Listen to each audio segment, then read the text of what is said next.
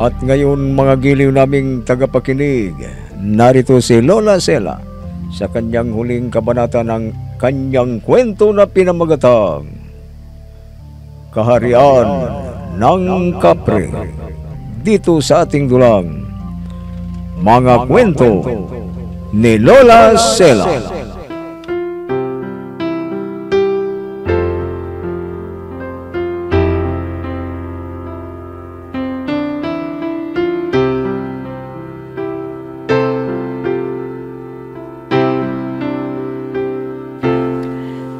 Napilitang pumayag na maging asawa ng Supremo ng Kapre si Divina, sapagkat sinabi sa kanya nagigilitan sa leeg si Cyrus at ang kanyang ina kapag hindi papayag.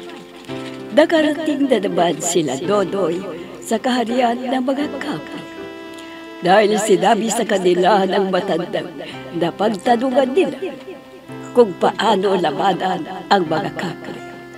Samantala, dahil alam ni Divina na wala na siyang magagawa sa kagustuhan ng Supremo na mangyari, kaya lihim siyang pumunta sa kinaroroonan ni Cyrus at ibinigay ang kanyang pagkabirhen.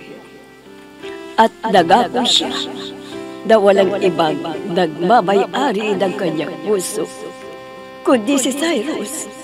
At ganun din ang sinabi ni Cyrus sa dalaga.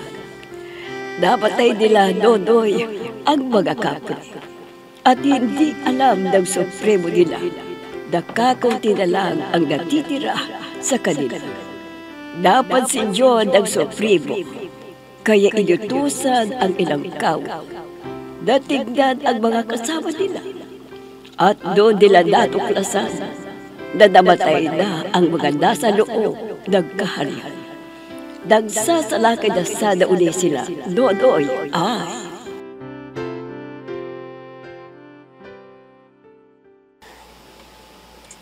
Ayon, nalaman na ng kanilang Supremo na maraming namatay sa kanila.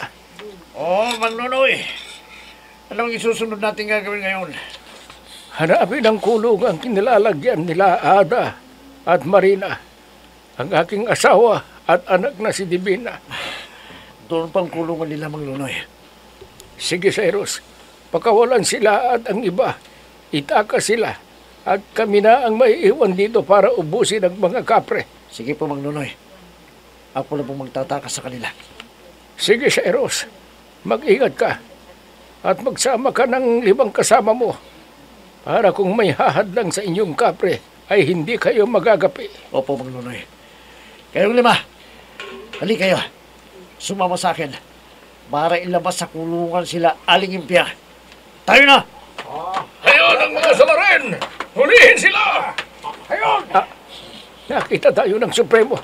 Ihanda ang mga armas ninyo, mga kasama. Ihanda ninyo mga armas ninyo! Lalabanan natin sila. Hindi tayo magpapalupig. Tinamaan si Mang Nonoy! Mang Nonoy! Diyos ko! Tinamaan kayo ng palaso nila! Buhusan ninyo ng lagis na may sili ang tumusok sa akin na palaso para maghilom ka agad. Apo, Mang Nonoy! Ito na po! Ayan, nabuhusan ko na. Ayan, nalusaw ang pana at naghilom ka agad ang sugat ko. Ganon ang gawin ninyo kapag tinamaan kayo. Kailangang maubos natin silang lahat para wala nang gagambala pa sa atin.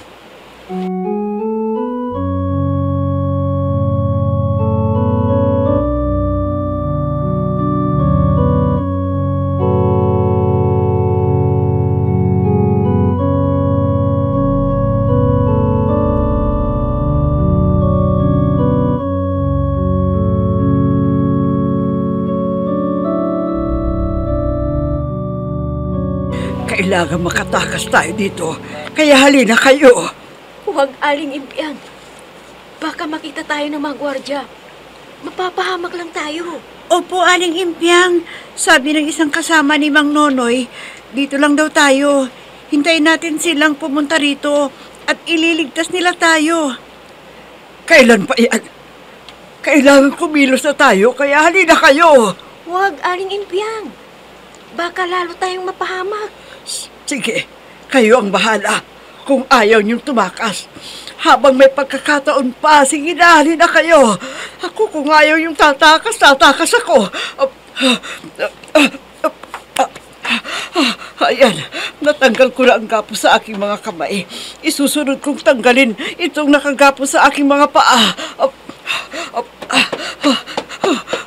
Ano bang ginagawa niyo? Halina kayo!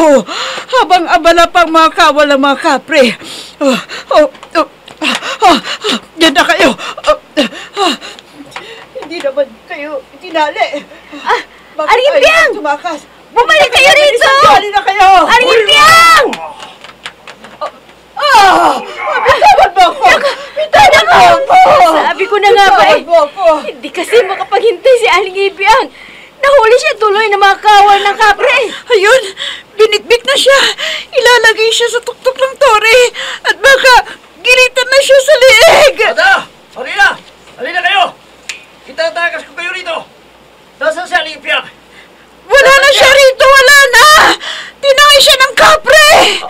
Ano?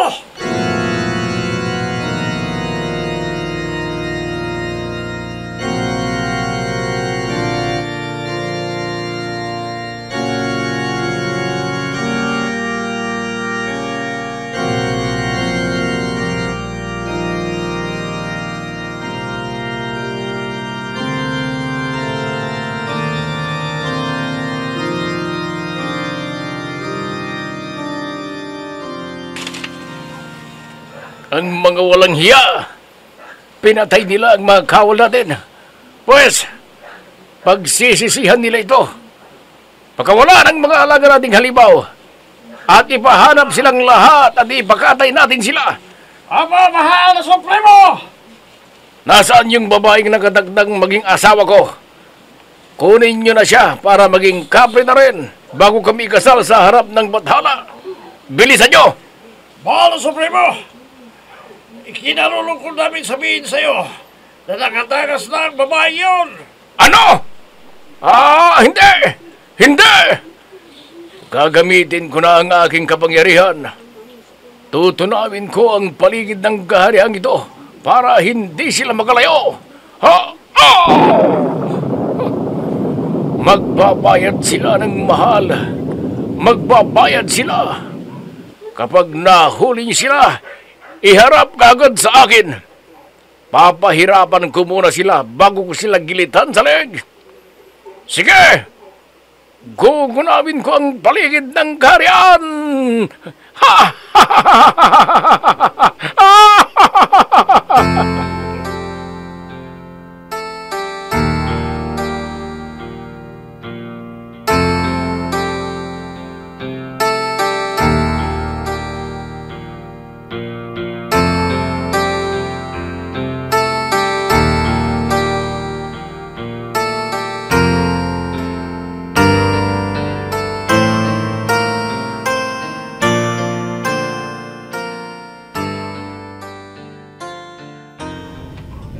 Manuloy! Iwanag yung lupa!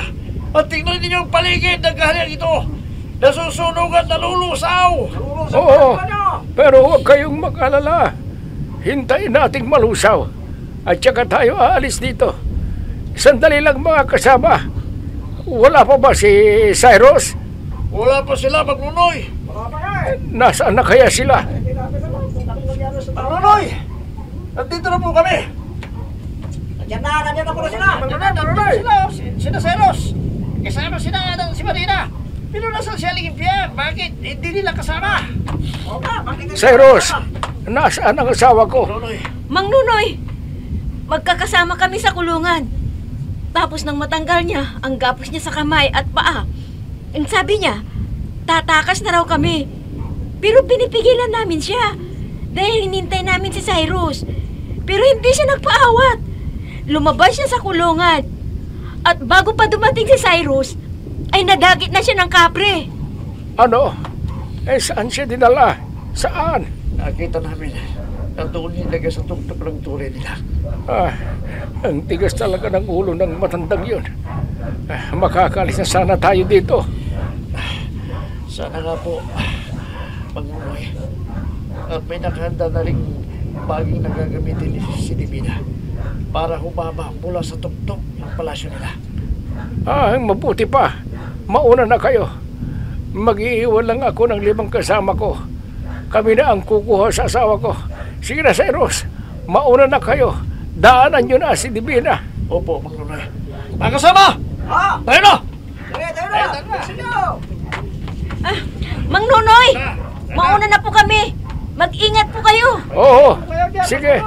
Umalis na kayo kaagad. Bilisan ninyo.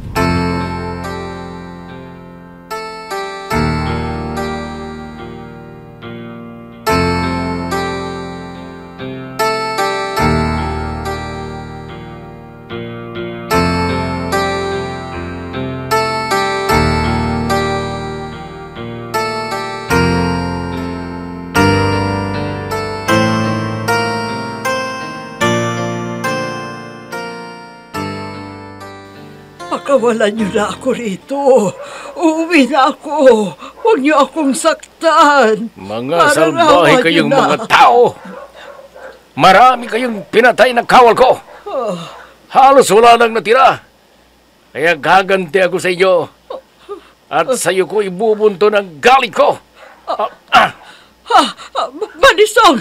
Anong gagawin mo sa manisong na yan? Huwag parang awa mo na! Kunin mo ang balisong na ito! Kunin mo! Kukunin ko! Anong gagawin ko sa balisong na to? Awal! Hubaran siya! Bilis! Huwag niyo ako hubaran! Bakit niyo ako inubaran? Gagasahin niyo ako! Ano ko? Matanda na ako! Matanda na ako! Parang gawan niyo na! Matanda na ako! Sumunod ka sa utos ko! Kundi malalasap mo ang sakit at hapdi ng kamatayan! Anong ipapagawa niyo sa akin? Ano? Ngayon, hubag ka na! Gilitan mo ang sarili mong leg! Hindi ko kaya! Hindi! Gilitan mo ang sarili mong leg! Sige na! Diyos ko po, ikaw na ang bahala sa kaluluwa ko. Diyos ko po.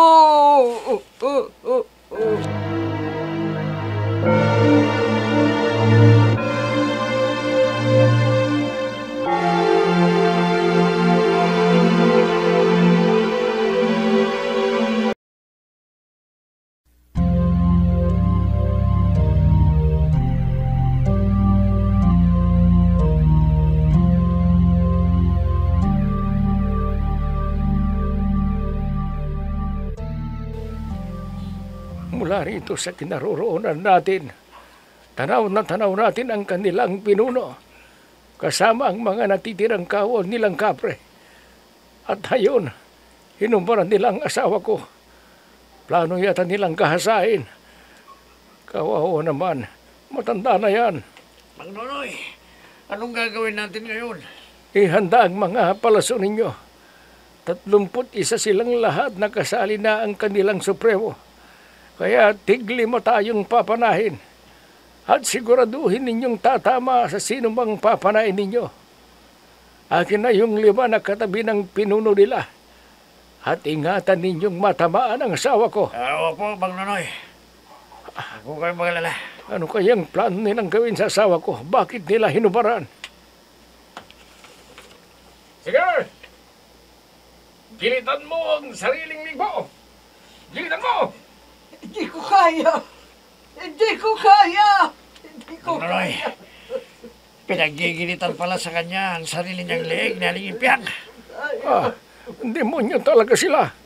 Pues, humanda kayo. Papatayin na natin sila. Ngayon na! Tinaman natin! Silang lahat, Mang Nonoy! Siya lingimpiang! Mukhang tatalon yata! Oo nga. Impiang!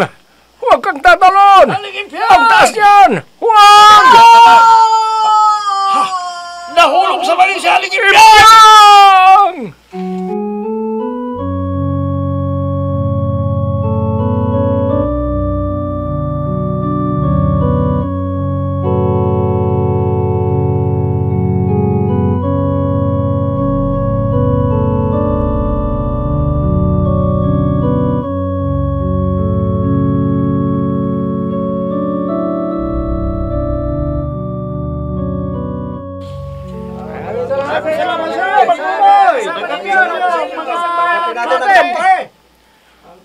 Oo, Maraming salamat sa inyo. tulong ng aking mga kasamahan. At nalulungkot ako dahil ilang kasamahan namin ang nagbuwis ng buhay. At ipagdasal na lang natin ang kanilang kaluluwa. At ayon kay Lolo Ensyong, tuloy na raw naglaho ang mga masasamang espiritu na bumabalot sa mga kapre. Kaya ang kaharian nila ay pwede na nating tirahan. Lahat ng walang bahay ay pwede silang manirahan doon. Nakakatakot naman. Bahay ng mga kapre yun Mang Nonoy. Wala na ang mga kapre. Nagapinan natin silang lahat. At hindi na sila mabubuhay pa kailanman. Mabuhay si Mang Nonoy! Mabuhay! Gusto ko palang ipaalam sa inyong lahat na ikakasal na ang aking anak at si Cyrus. At doon natin gaganapin sa dating kaharian ng mga kapre.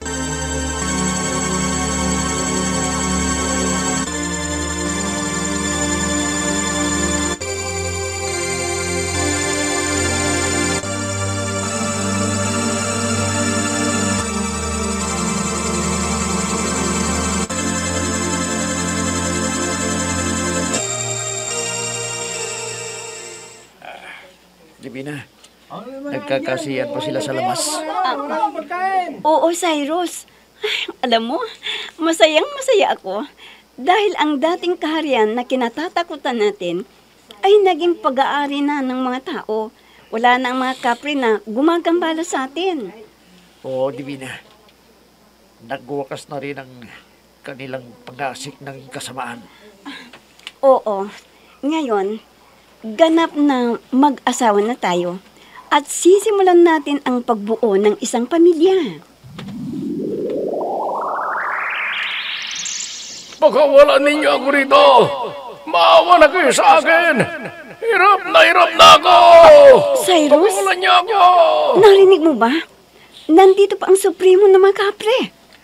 Oo, pero nakakulong na siya sa malaking puno na yan. At mananatili siya diyan habang panahon. Kung mamamatay ang puno, mamamatay na rin siya. Kaya aalagaan niya habang panahon. Ganun ba?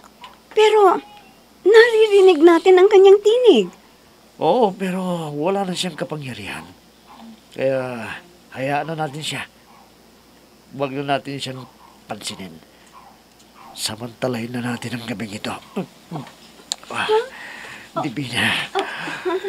Divina. Cyrus, mahal naman kita. Divina. Cyrus. Cyrus.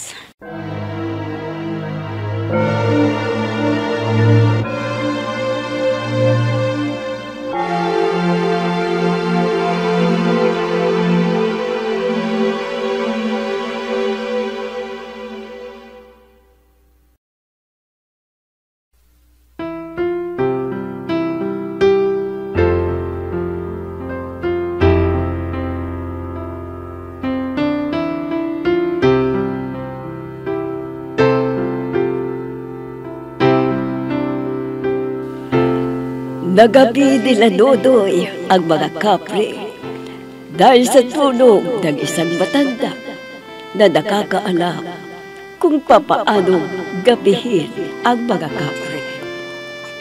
Naiwan ng mga kapre ang kanilang kaharian at naging pagbabayari na ng mga tao. At doon ginanap ang pagpapakasal nila Cyrus at Divina.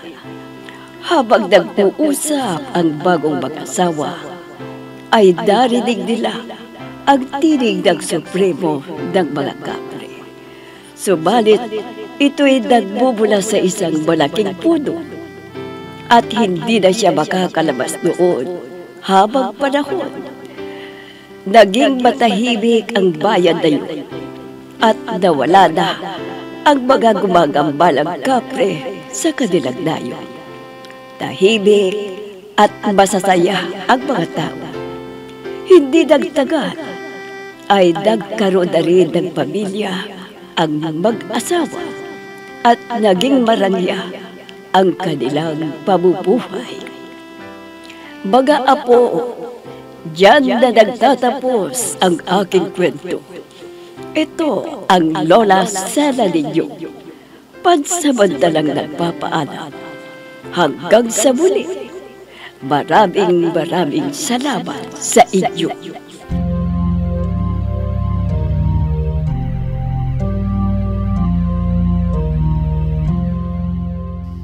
Magilim naming tagapakinig, diyan na nagtatapos ang ating kwento na pinamagatang Kaharian ng Kapre, dito sa ating dulang Mga Kwento ni Lola Sela. Mga nagbigay buhay sa ating dula: Mayra Abrihal Narnula, Susan Malignem, Ami Diaz, Oscar Ora, Robert D. Guzman, Jun Cabato, Eva Alcoreza. Technical Supervision at Musika, Oscar Ora. Nilapatan ng tunog, Robert D. Guzman. Sa panulat at direksyon, Emma Dalupe. Mga Kwento ni Lola Sela. Inihahandog ng IFRE Recording Studio para sa Pambansang Radyo ng Pilipinas, Bombo Radio, Philippines.